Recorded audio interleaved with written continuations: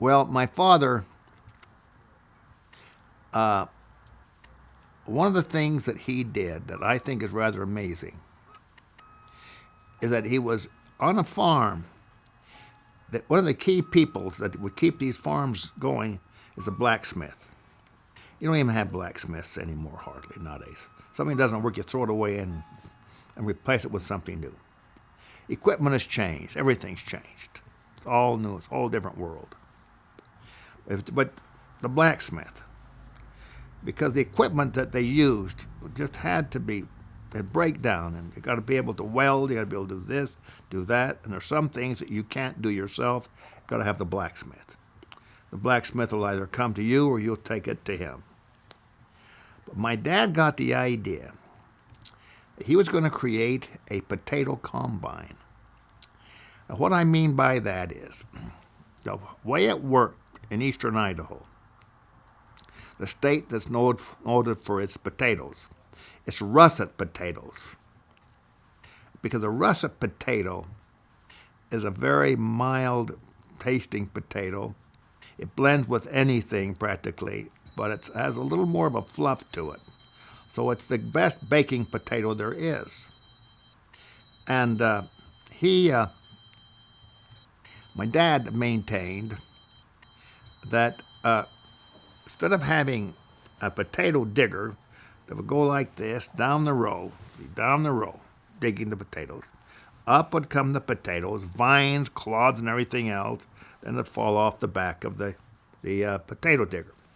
Well, the schools all let out for between 2 to 3 weeks, depending upon the harvest and how it went.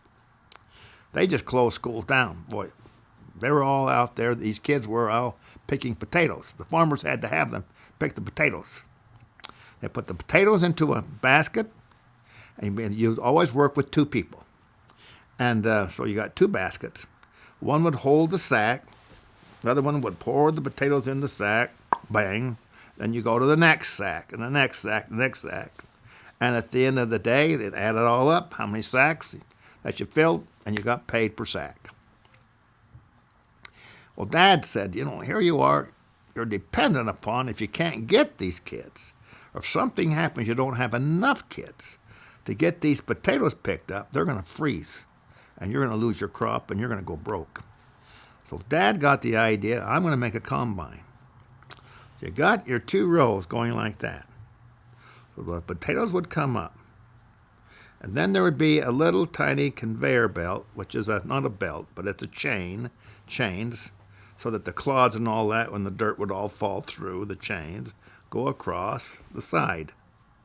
Then it would drop down here, then it'd go back on up.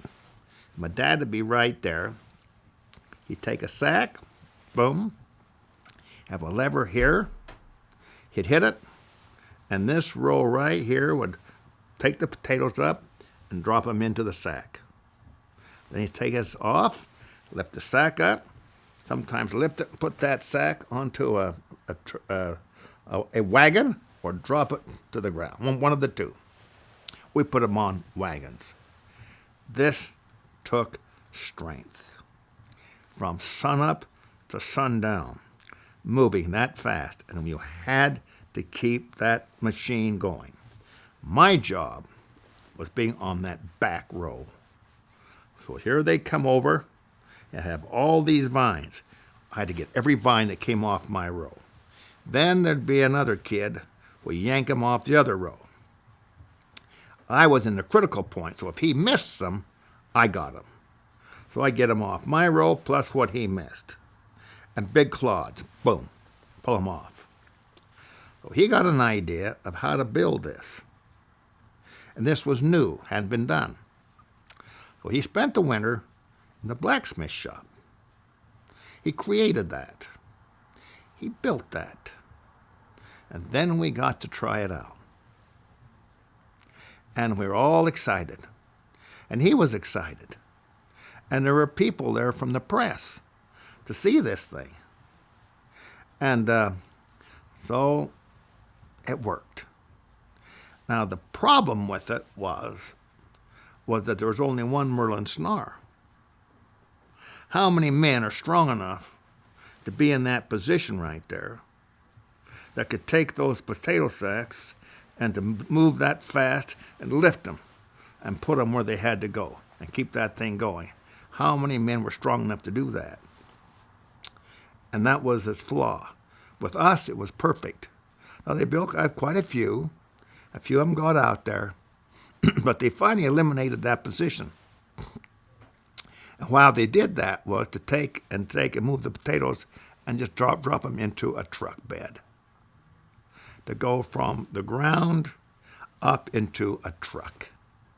And the truck would go to the warehouse, or the potato cellar, I should say. So he eliminated that was the next advancement. But my dad started it going.